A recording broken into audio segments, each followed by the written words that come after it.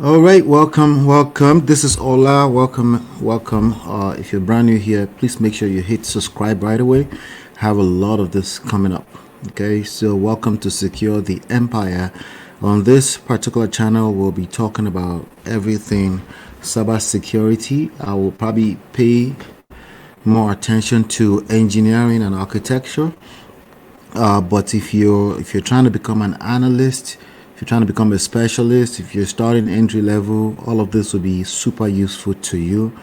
If you're a generalist IT person, you will find this also very useful. Again, my name is Ola. I am the founder of my Empire Pro. My Empire Pro is about 11 years old, and I've been a consultant all of my 21 years career. I've been a consultant. I consult in real estate, consult in business, consult in digital marketing, consult in the last 9 years in healthcare as well, IT consulting. Yeah, so my background is computer engineering. So you might want to consider in the last, by completely by accident, I've basically practiced a lot of engineering activities, a lot of consulting activities again.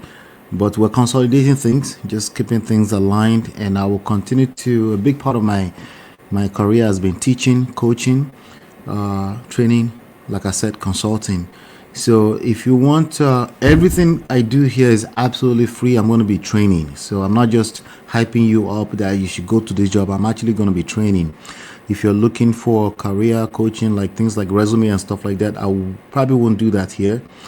But as I come across resources, I will share them with you, and you can decide if you want to take them on. We're going to be talking about how to become a $150,000 IAM engineer in this particular training. I'll be diving in through. You essentially will be studying with me. So in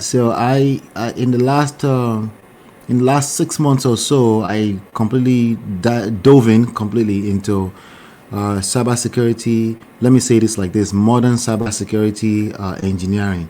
I've always been a part of cybersecurity. Again, like I said, completely by accident, but I've had to secure and harden environments over the like literally over the last 20 years of my career. It starts with building little website that gets big enough, that gets crashed, or that gets attacked by adversaries, and I have to secure or harden it, or actually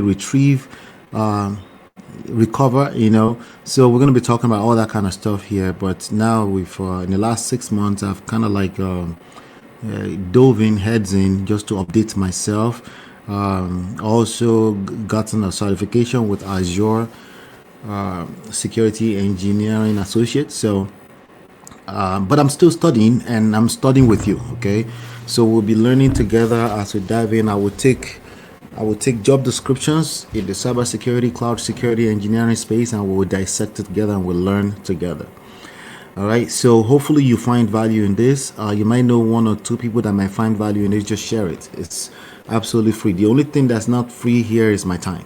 Okay, you want to reach out to me and you want to talk for the next 1 hour over the phone, share, like that's gonna cost you money, just so you know. But I'll be pouring everything I know here for free. So subscribe, be a part of the channel, be a part of the community.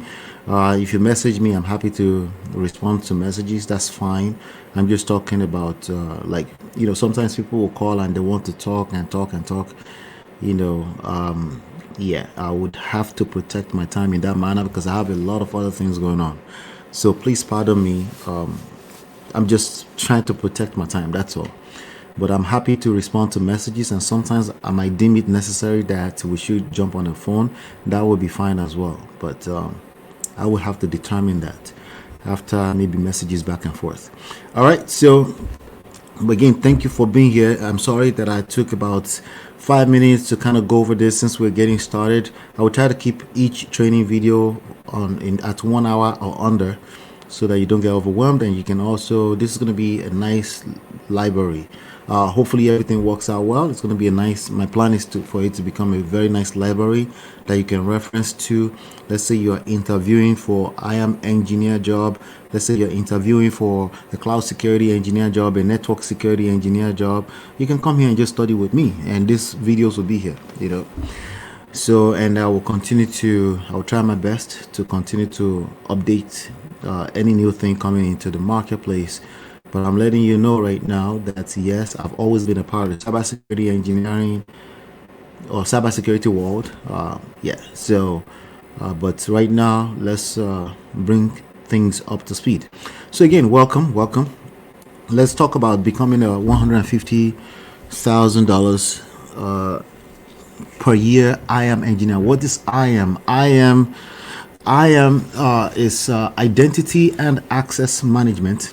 Identity and access management, and all those computer systems. I'm not going to go into too much basics about computer systems. I'm not going to teach you CPU. I'm not going to teach you a monitor, CPU, and keyboard. Right? You should know that those should be like basic. You should know some basic computer skills to make the most out of this. Okay. Now, with that being said, back in the days, we have antivirus. You have a small PC, a computer, a personal computer. You install antivirus on it so that virus will not enter.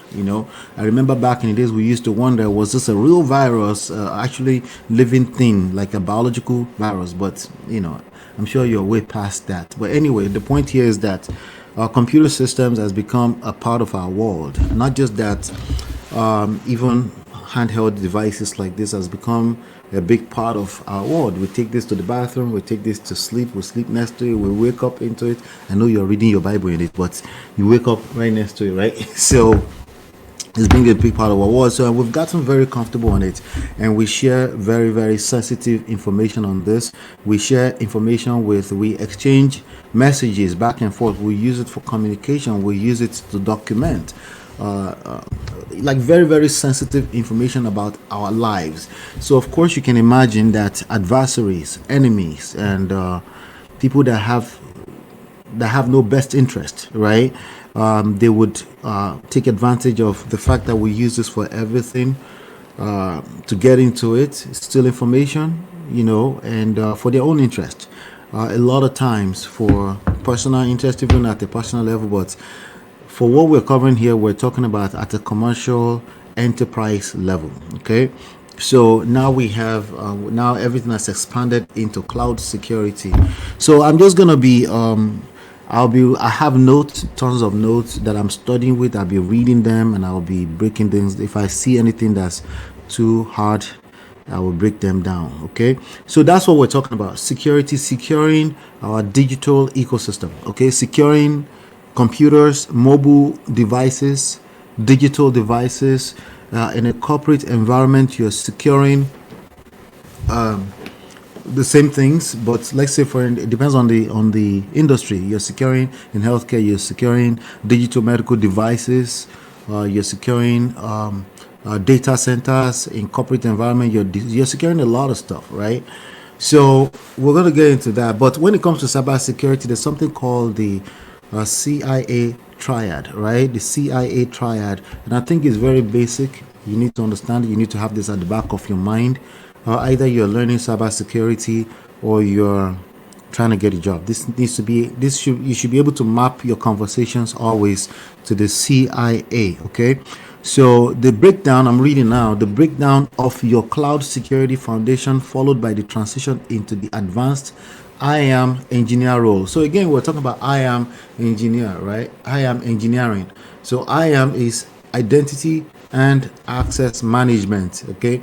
So back in the days, we secure a network. You make sure that switches, routers. Some of you still have routers in your home, right? For your internet, Wi-Fi, you secure those environments. But as we continue to advance in technology, we have companies that have systems all over the world in every different. There's only so much wiring that you can use to connect all of those together. So things have changed. So we need to be securing all those different, we call them attack surfaces, that has become a part of the modern digital systems. And we're going to talk more about that, but let's talk about the philosophy core real quick. Security, the CIA triad, okay, the three pillars, we'll call them the three pillars used to judge if a system is truly safe. Okay, just think about, you have a diary. Again, you have a diary. Remember diary, where you have to put everything inside and you keep it locked. All the information in it is confidential to you. The confidentiality is the C of the CIA, right? And then you make sure no one is scribbling different all kind of stuff. You make sure your sibling doesn't get to it, right? So they're not just writing anyhow in it, right? So they're not writing over stuff that you write in there that's very, very dear to you. Confidentiality. Now you have integrity. You want to make sure that what you left in that diary is exactly what you have in there when you come back there 3 weeks from now, 2 weeks from now, and then you want to make sure that you actually have access to this diary whenever you want to. Anytime you need to access the diary, you can actually get a hold of it. You can get access to it easily. We call that availability. Access, I guess access is also A, but it's actually availability. So you have confidentiality, you have integrity, and you have availability. Okay, and those are the three core CIA triad of keeping keeping our digital ecosystem secure. Okay, so as you can see here, yes, you want to keep it confidential, integrity, but it needs to be available. And if you want it to be available, there's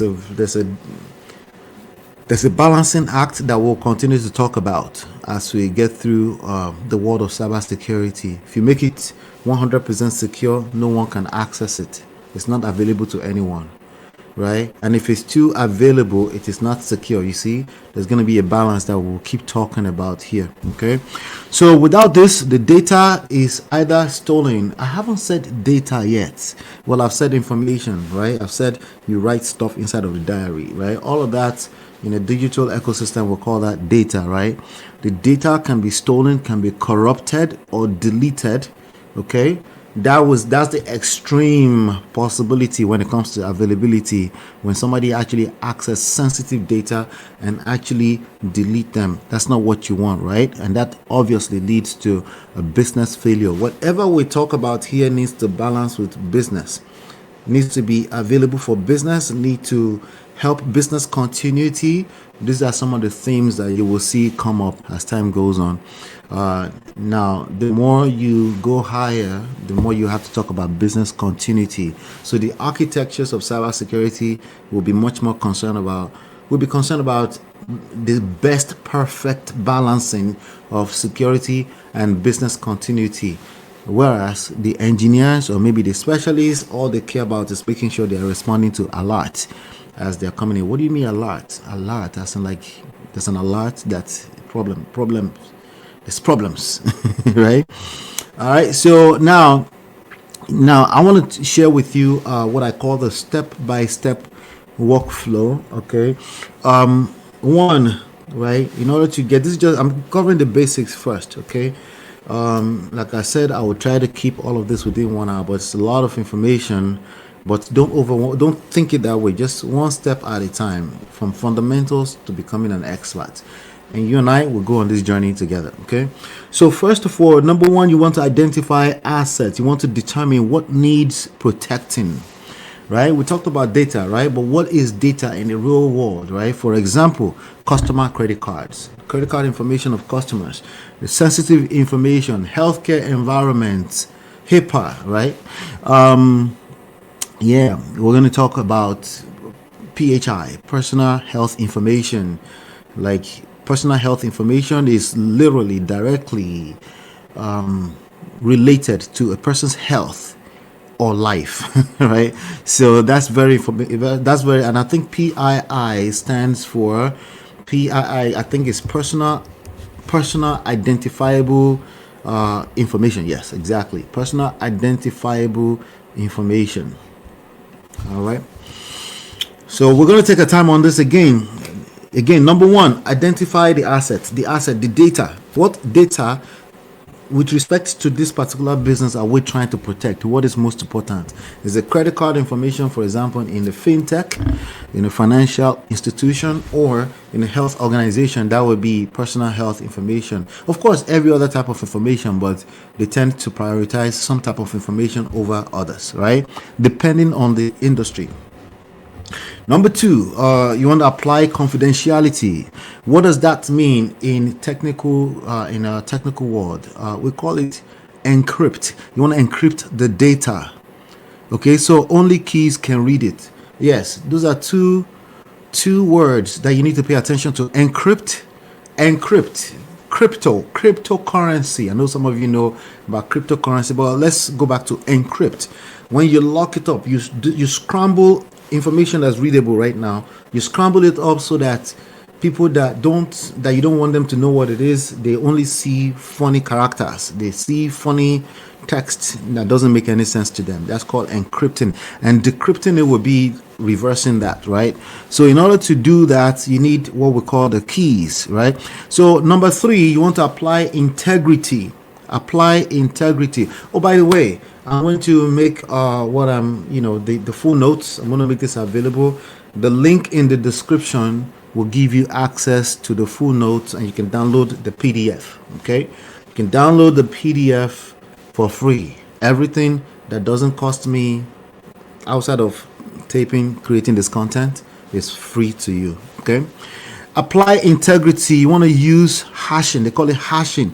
You want to use hashing to alert you if a single digit is changed. Okay, integrity. So remember we were talking about, you wrote something inside of your diary and you don't want that to change. You don't want that to look like something else when you come back there in the next 2 to 3 weeks, right? So in the digital world, the data it's on this stuff that is stored in the database, that's stored everywhere, you want to make sure they're protected, right? You want to make sure, when I say protected, confidential, but also integrity, they don't change unless that's your desire as the person who created it, right? Number four, you want to apply availability. Okay, availability means, if somebody mistakenly deletes it, or it deletes, or is erased by mistake, or it's too secure, right?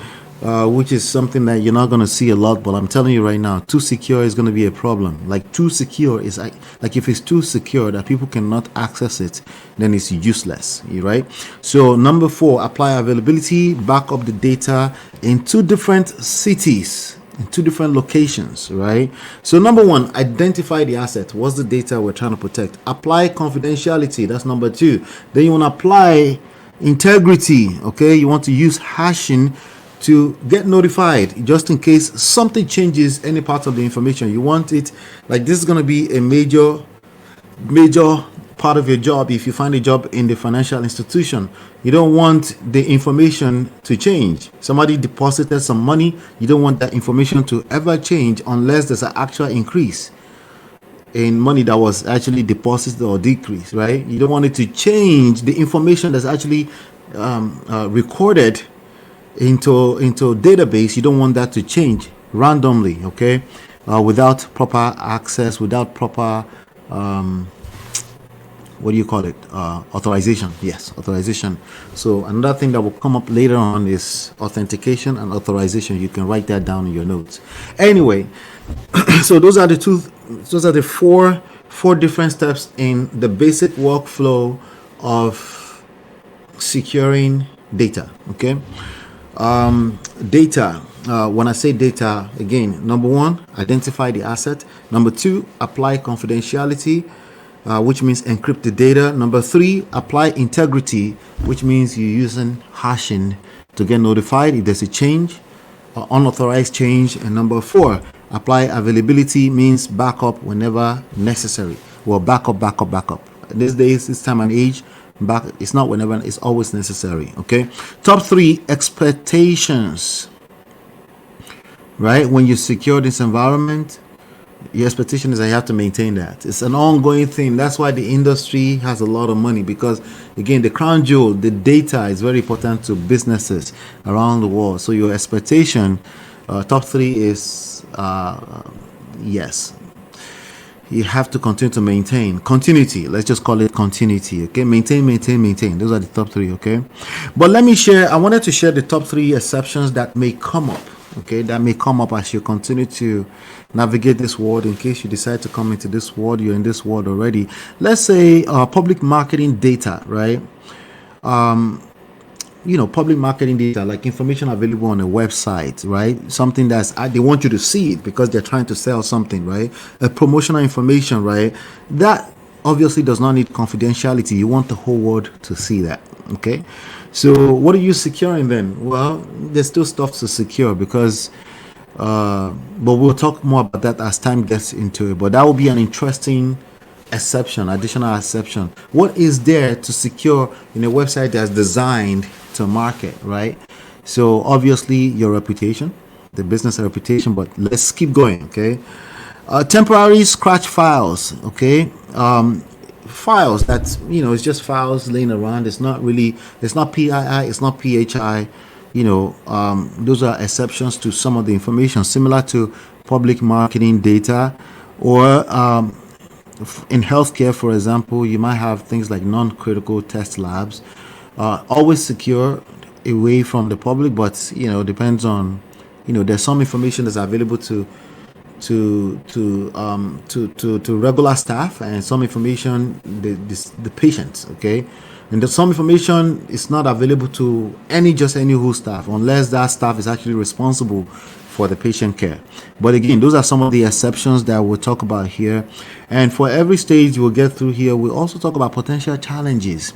But that's what you're needed for. To now, computers, AI is helping with a lot of things, but sometimes there's challenges and we still need humans. We're going to continue to need humans to navigate some of those challenges. Okay, I'll give you an example. What about adding security to slow systems?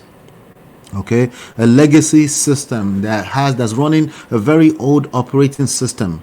Securing those can be challenging. Okay, in a modern digital environment, if you learn those kind of things, you stand out. Also, high availability. The fact that anyone can access anything. Let's say, for example, a flight attendant with a phone with information about people's flight information or about the actual flight they're inside, right? We call that high availability. Being able to access that remotely, all the way thousands of miles away from a data center. That's, high availability is an expensive thing. Okay, meaning data is flowing back and forth. Every time data flows back and forth and data is being created, it costs organizations a lot of money, lots and lots of money, right? It's very expensive. So that's going to be part of your job as a cybersecurity expert, to learn how to manage budget, manage cost, while still making information, data available for business continuity. Okay, and users, the third challenge that I'm going to share with you here before we continue to the next slide. I spent quite a bit of time on this slide. I don't know, like I said, this is good information, and I just couldn't be studying alone. I wanted to share it. Okay, I wanted to share as we go together through this journey. Users, right? Every time I have to log into a phone, it's annoying, especially if you take me through multi-factor authentication, especially if it's not too clear and it is a way for me to circumvent your multi-factor authentication. I would, and that can potentially expose depends on obviously the level of authorization I have. Usually you don't, but it's annoying. The point I'm making here is that it's annoying to have to check my integrity. Okay, so users, they hate integrity checks that block their work. Right, it's very annoying. So one of the challenges is to making it easy to check for integrity, check for authorization, and make sure somebody actually has the authority to access certain information. All right, so let's move on to the next slide. Hopefully you guys, if you got some value on that already, please hit the like button. That's the only thing I ask of you here. Thank you, as we'll continue to build the library here. The modern paradigm, zero trust. Okay, you need to understand a new concept called the zero trust. Okay, zero trust network is going to be something that will come up a lot in modern digital ecosystems. Okay, it's essentially a security model that assumes the network is already compromised. Instead of assuming, like it used to be, that everything is safe, well, we do the opposite. You assume that it's already compromised, and so even if someone, just imagine, even if you gave someone the key to the front door, right? We want to make sure that just because they're able to enter through the front door does not mean they have the authorization to enter into the bedrooms. Does not mean they have the authorization to use our bathrooms. We don't want to assume that just because you're in the house, you're allowed to. Okay? So think about that in terms of digital systems or laptops and things. Just because somebody was able to flip the laptop open does not mean they have access to use the Zoom app on the laptop. Maybe I don't want that. I need them to be able to, they need to be able to log in into that part of the computer, right? Everywhere they go in the computer, yes, they have access to see the computer, they can see the desktop, but we don't want to assume that they have access. In fact, we want to assume that you are an adversary. I know you already have access to desktop. Want to make sure, want to assume that you are here to cause damages, to create problems. So we're going to continue to authenticate. Not just authenticate, but make sure that you actually have the authorization to access certain parts of the ecosystem. And that's what zero trust is all about. Okay, you have to prove yourself. For every time you advance from one, we call them the trust boundary. Every time you want to advance from one trust boundary to the next, you have to re-authenticate. Now, the challenge is that that's annoying, like I said, right? So how do we use modern technology to make this almost effortless, right? Not just that, we also have applications communicating with applications. So non-human authorizations, credentialing. We're going to talk about all of that, okay? So there's something called the lateral movement that hackers now use, right? When they access one part of a digital system, it's a win. And now it's a higher chance they're able to advance all the way through from one section to another inside of the same computer system. That's called lateral movement. Once they get inside one weak part of the computer or the computer systems, right, then they try to take over the whole thing, literally potentially take over the whole company. Okay, there's something called ransomware. We're also going to talk about that when we get there. Okay, so the 3 steps in zero trust that I want to share with you. Number 1, you want to assume there's a breach already. You want to assume there's a breach, so you want to build walls between every app. We call that micro segmentation. Number 2, you want to verify explicitly. You want to verify explicitly. You want to verify like every chance you get. Every time you advance between trust boundaries, you're verified all over again. So you want to check a user's laptop information. You want to check, actually these days, you want to check the device information. Okay, you want to obviously check password. You guys are used to password. You probably couldn't watch this video until you were able to log into YouTube. But if YouTube recognizes your device, it has its way of verifying that it's you, right?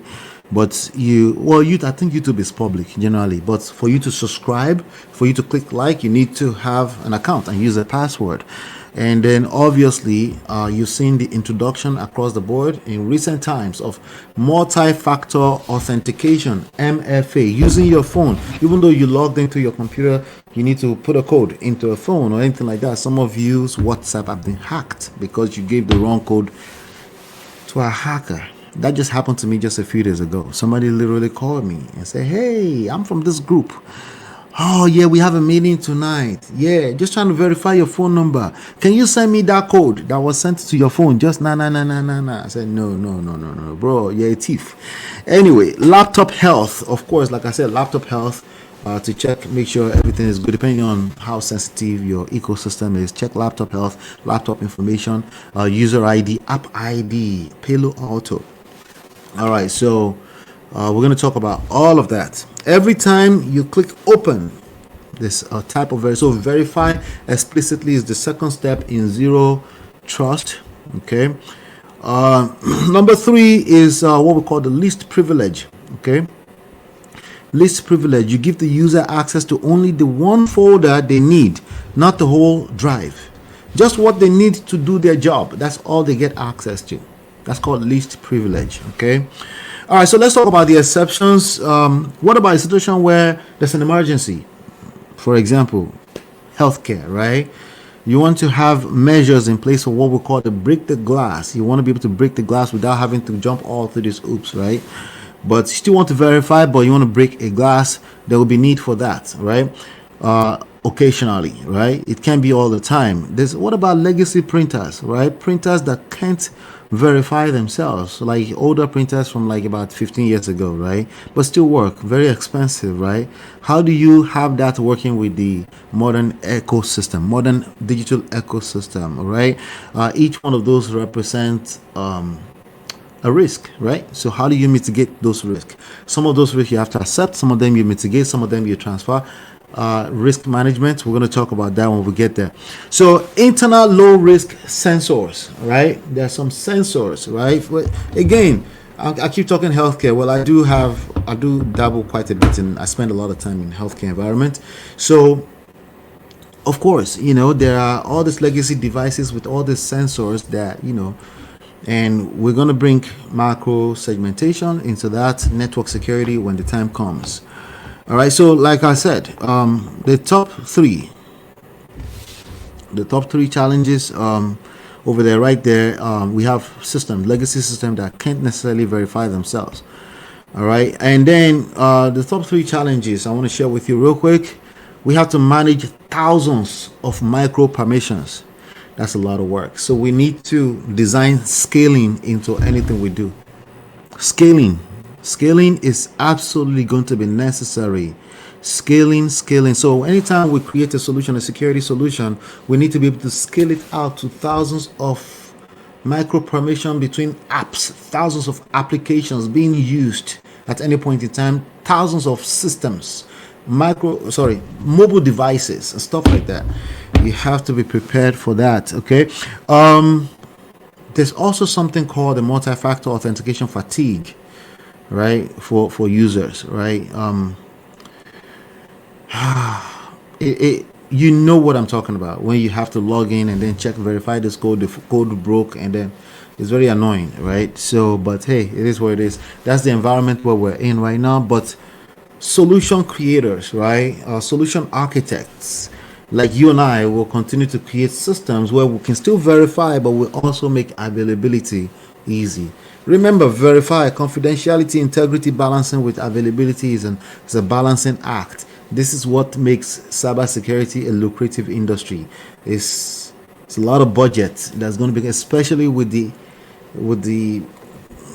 AI thing going on right now. You need to secure all those environments. So it's an opportunity if you find value in this and you want to dive in and master the skill. It's a big opportunity if you can comprehend all of this. All right, let's move on to the next slide. The identity shift, right? So today we're supposed to be talking about identity and access management. So the identity shift, identity as the new perimeter. It used to be you just wrap a wire around the building, or you just what do you call it? You know what I mean? Like you wrap a wire around a building. You just put a fence around a building, a compound, and then it's protected. But it's no longer that way. You can actually hurt people remotely by having access to their data. Make sense? So using a person's digital ID, like their login, as the main gate instead of the office building's Wi-Fi. Okay. It used to be you have access to the Wi-Fi, you have access. No, you have to log in now. Okay. So you have your username and your password. They now represent the front door access into any part of the digital ecosystem, into any part of the company. Yeah, even in a lot of companies right now, even to enter physically. Okay. So regardless of where you are, of course, a lot of people are working remotely and all that kind of stuff. So it all starts with a username and a password. All right. Now, apps live in the cloud. Yeah, in the cloud. Literally, no. Well, kind of, sort of, yes. In the cloud, yes. Okay. Honestly, I'm still struggling to really wrap my mind around, is it cloud for real or not really, really? Or there's still a data center, but there's a data, it still go to the cloud, but is it really the cloud? Yeah, let's just don't worry about it. Just call it cloud. Okay. It doesn't matter how you comprehend it. Well, the cloud, okay, everything, all the apps, the application, we used to call them the softwares, all the applications live in the cloud now. You can build a wall around the whole internet. How? Identity. Okay, you can't, but you can with identity, identifying the user. Okay, so yeah, so these days you build a wall around the person with a username, a password, credentials. We call them login, identity, credentials. Okay, so the 3-step workflow, well, 4-step in this case, right? We call them the provision. Okay, so you're going to hear a lot of things about provisioning. It's going to come up later on. You create a username in the identity provider, for example, Entra ID. So we're going to get to Entra ID at some point, hopefully. Okay, we're going to get into Entra ID at some point. Entra ID is what they call the IDP, identity provider, inside of the Microsoft Azure cloud environment. Number one, provision, to actually create the username, password. Number two, to authenticate. Okay, authenticate, AUTHN, authenticate. User provides, user proves identity. Okay, we can also call that the passport. When you just show your, those of you that travel a lot, like you show your passport, right? You authenticate, you prove your identity that this is you. And then now we have to get to the next step. Number 3 step is called the authorization, AUTHZ or Z. Okay, user is checked for permission. Do you actually have the permission to do what you want to do inside of the system? Okay, so again, let me go back. Provisioning, that's to actually create username, password in the first place, right? Then you have to prove your that is you, authenticate. Then authorization is to actually check if you actually have the permission to do what you're trying to do. And then number 4, when it comes to identity, is audit. There's something called repudiation. There's a word called repudiation. It's going to come up a lot. I struggle to pronounce it. Repudiation. Non-repudiation. Like you can't delete your actions. You can't say, hey, I didn't do that. Yes, that's going to come up a lot. So pay attention to that. So auditing, repudiation, auditing, they go together. So logs, records. It logs, the system log records exactly what the identity did. We didn't say it's you, but your identity. So if you gave your password to people or stuff like that, yes, we will be able to track your activities back to your identity, not you, but precisely your identity. Okay, your identity, well, it's kind of like you because you proved that it was you. You authenticated your passport. Anyway, so 1, provisioning. 2, authentication. 3, authorization. 4, audit. PAAAA. Excuse me. PAAAA. All right. Let's talk about the exceptions real quick. What about anonymous websites, right? Anonymous websites, public websites, access to just a website. You just need to open www.google.com, www.yahoo.com. You don't need, again, it's the same exception we talked about, public marketing data, right? To some extent, okay? Because a lot of the advertising we have today is advertised to you by way of your Facebook account, which means you logged in. Instagram accounts, you logged in. TikTok account, you logged in. Same thing, right? But you get the point. There's anonymous public websites. What about hardware devices with no user? Hardware devices, click, click, click, like this earbuds, right? Still a digital device, but you don't need so that would be an exception where you don't really need identity access devices. So hardware devices, no user. And then also there's some things called the automated cron jobs on local servers. Cron jobs are going to be an interesting part of your work if you are going to become an engineer in cybersecurity, because sometimes you schedule certain activities to happen automatically, and cron jobs will be a big part of that. Okay, on local servers. All right, so 3 challenges that you might encounter in this world when it comes to identity. We are very at the high level. We're going to get down into details as well. Like, no matter what you do in cybersecurity, for the most part, identity is going to be a part of it. It's just a matter of to what extent. So if you're trying to become an IAM engineer, you're the person actually designing solutions for identity and access management. And we're going to talk about that in a second here. All right, so what about a situation of stolen credentials? Remember, I just said it does not necessarily you, but your identity, right? What about a situation where stolen credentials happen by way of phishing, email phishing, right? Managing guest identities from other companies. Somebody came into your environment, in your hospital, they're able to log into the public Wi-Fi in the lobby Wi-Fi at the hotel. Those kind of situations, right? Those are the exceptions where identity is not necessary. But so you have to use other types of identities, maybe more like non-human identities, to block off potential adversaries when they do have access to the system from a public standpoint. Anyway, you also have what we call the identity bloat. All right, user have way too many permissions. There's another type of bloat where you have too many users in the system and they are no longer with the company, right? How do you clean that up? That's something that will come up later as well. Those are some of the challenges that you have to navigate that will actually keep you on the job as we move forward. All right, so let's move forward. Speaking of moving forward, let's move forward. There's something, when it comes to modern technology, there's something called the shared responsibility. It's very important that you understand this from a fundamental standpoint. Back in the day, you just have your laptop and you're responsible for protecting your laptop, installing antivirus on it. You go to Best Buy, you go to, I guess, Walmart, you go to like electronic stores, right? And you have them install antivirus for you, or you buy antivirus. Remember that big box?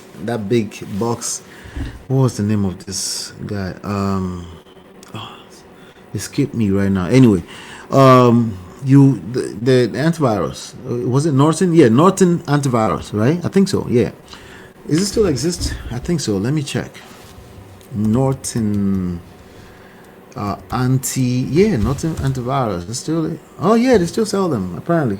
$29, $49, but it was your responsibility to install those things on your computer to make sure that nobody is able to hack into your computer and steal information or take over, and yeah. So anyway, these days, since we have so many apps living in the cloud, so we have what we call the shared responsibility model. Essentially, there's a contract defining who fixes what things and when things go wrong in the cloud. All right, so in the cloud we have all this apps. Somebody's paying for that. You have to pay for that, right? So you rented an apartment, but if you leave the front door, for example, anybody can just come in. You leave that front door unlocked, right? It gets robbed. But now you rented the apartment. You're not the only one responsible for it. The landlord and you are both responsible somehow, some way, to protect the perimeter of the environment, right?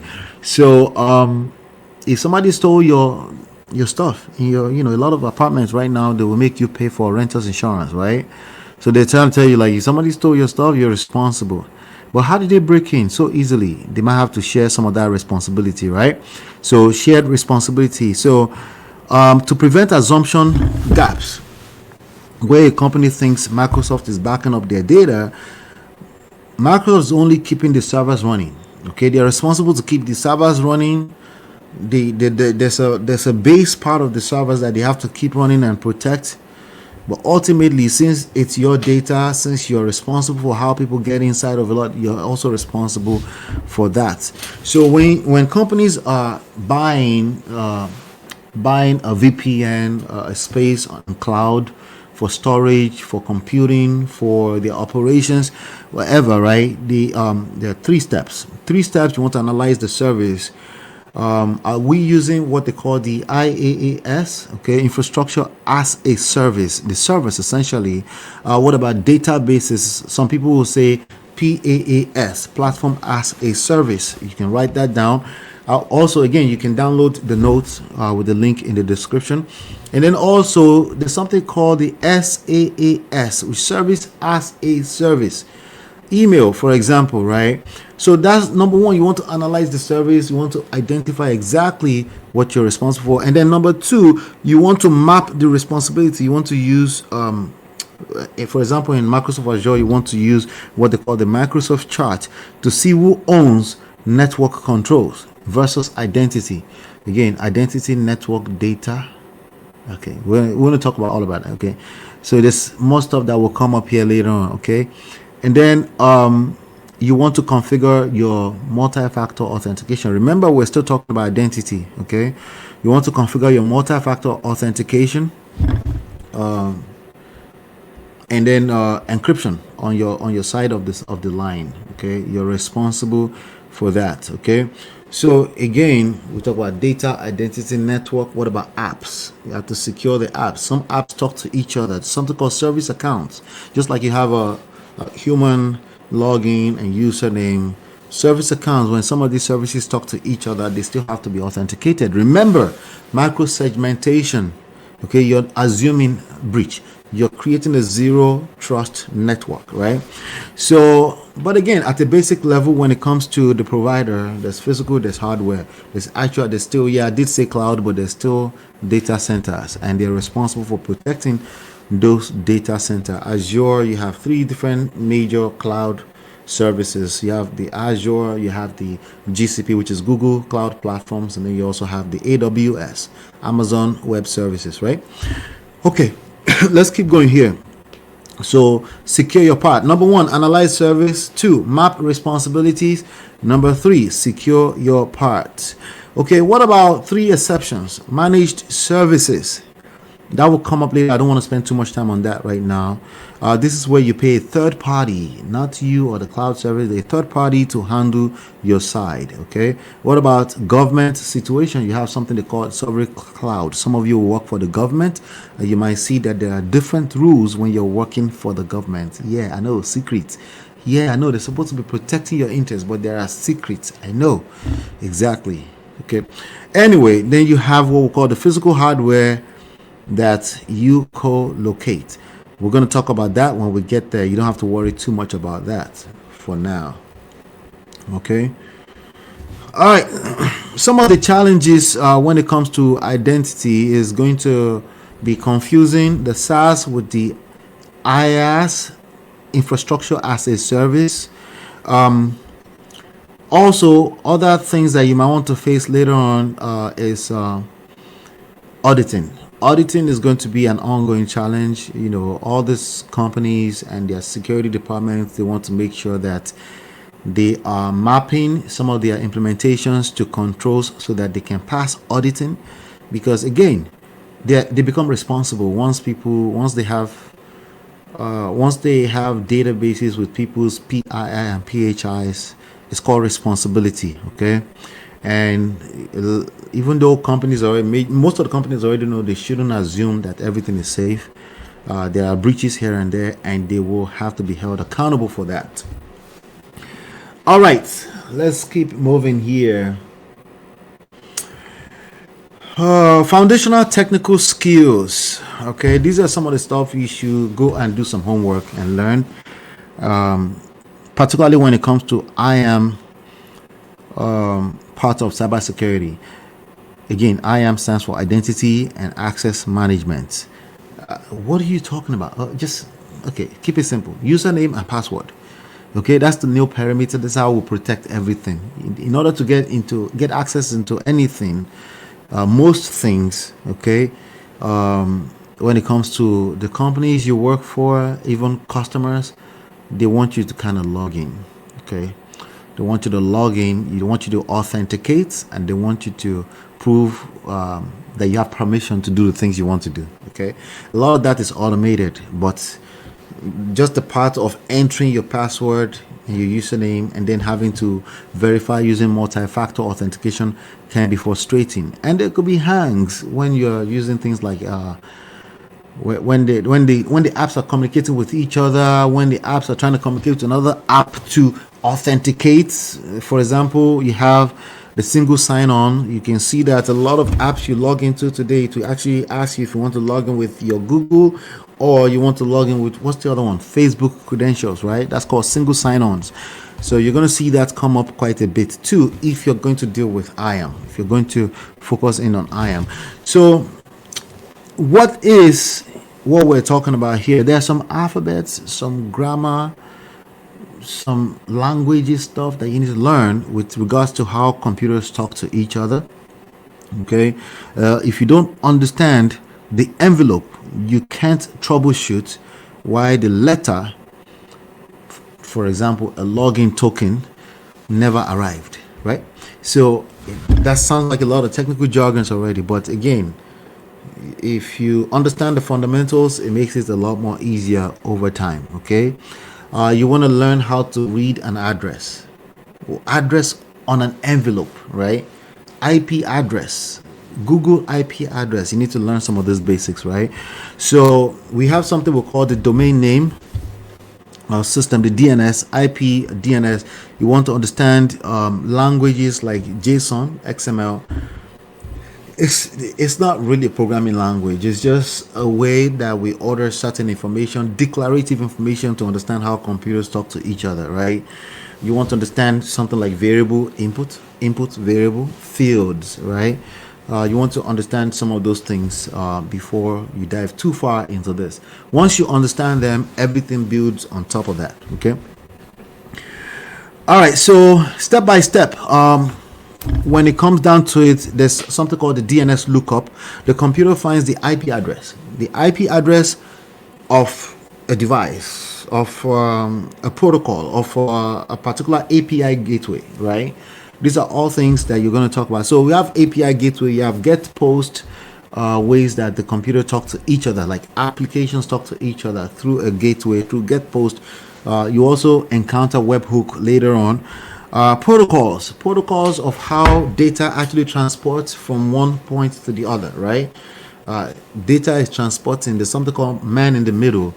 The data can actually be intercept. Is that the word? They can actually steal data right in the middle of transportation. Again, networking. Okay, networking. Yes, even in the cloud, even virtual networking is something you need to understand. IP address, MAC address. A lot of those are studies on their own, but you just need to know what they are, and then it makes your life easier as you are studying this. Okay. So DNS lookup. Number 2, HTTP request. The computer sends a get or post request to the IP address. Number 3, payload. The data, the computing data, the login data is all wrapped up into what we call the JSON or XML envelope. Remember, I told you it's kind of written like declarative, just lines, just like human being read lines when you're typing, but it's kind of written in a way that computers understand, right? But you can read it and kind of like, after a while you start to pick, you see the patterns there, right? The exceptions are this: internet only private networks, non-web based proprietary protocols, hard-coded IP addresses, which is bad practices, right? Those are some of the exceptions that you have to deal with. And some of the challenges is DNS poisoning or outages. Okay, domain name, DNS stands for domain name. Is it services or system? Let me make sure I say that right. Let me make sure I say that properly. Domain name is essentially www.google.com. Okay, domain name system. Yeah, that's correct. So domain name system is the internet phone book. Every address, it's the way you identify what point in the internet systems. Okay, and let's see. So the domain name system is internet phone book, translating human readable domain names, like for example google.com, into an actual IP address. Okay, it acts as a distributed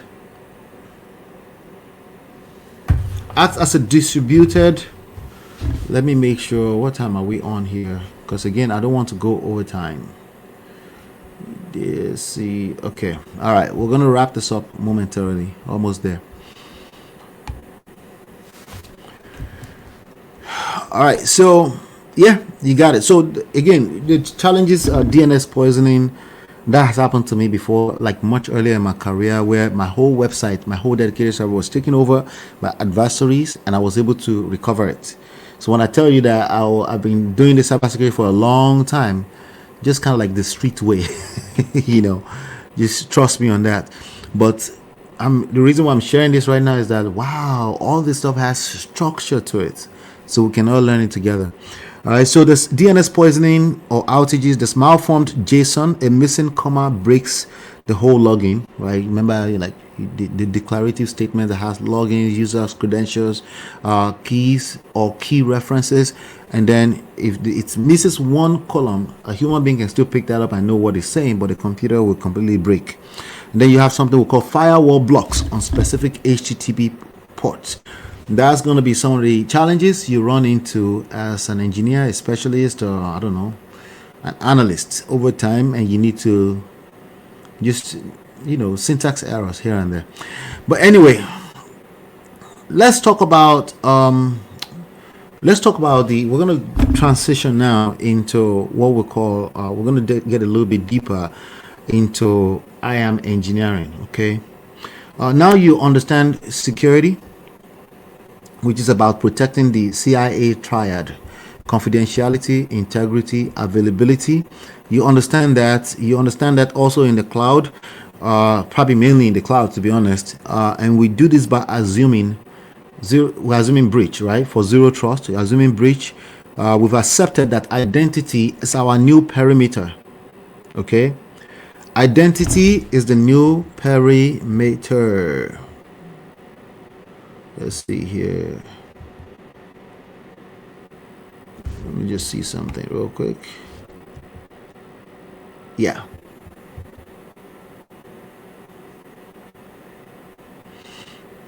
Yep. So we've accepted that identity is a new perimeter, right? And we know exactly which parts of the shared responsibility map we own. Okay. However, knowing why we need a visa authorization, right, is different from knowing how to print millions of them at scale. Remember what I talked about, scale, right? Scaling without mistake.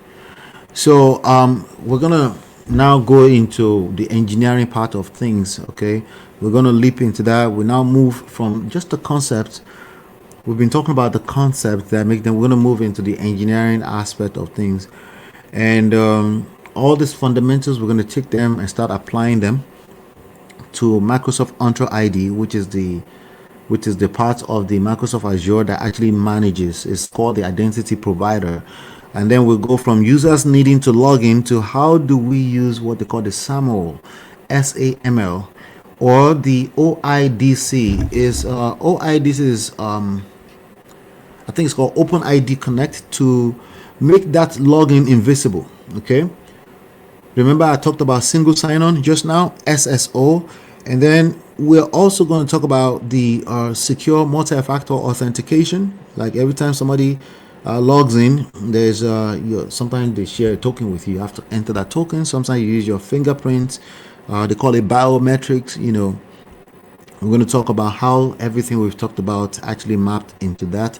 There's also something called the it's part of the automation here, something called the scheme, SCIM, using PowerShell. PowerShell is a little, don't overthink coding or programming language when it comes to cybersecurity.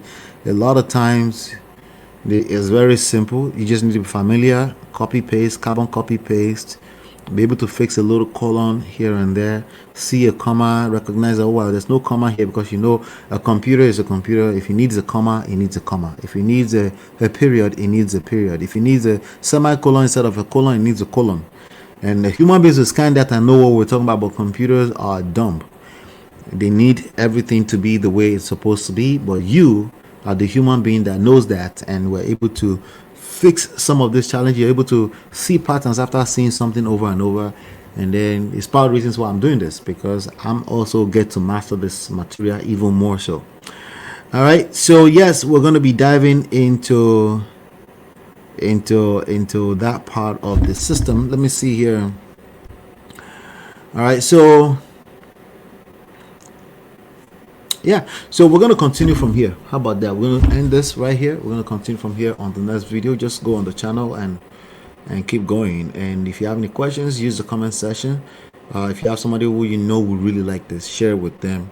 If you have any suggestion, maybe you're like you understand this and you know some stuff you want to share with us, feel free to reach out to me. We can always use if you're a professional in the game, you're in the field, I would love to hear from you as well. Maybe some correction here and there, that's also all welcome. Thank you. I'll see you on the next video. Cheers.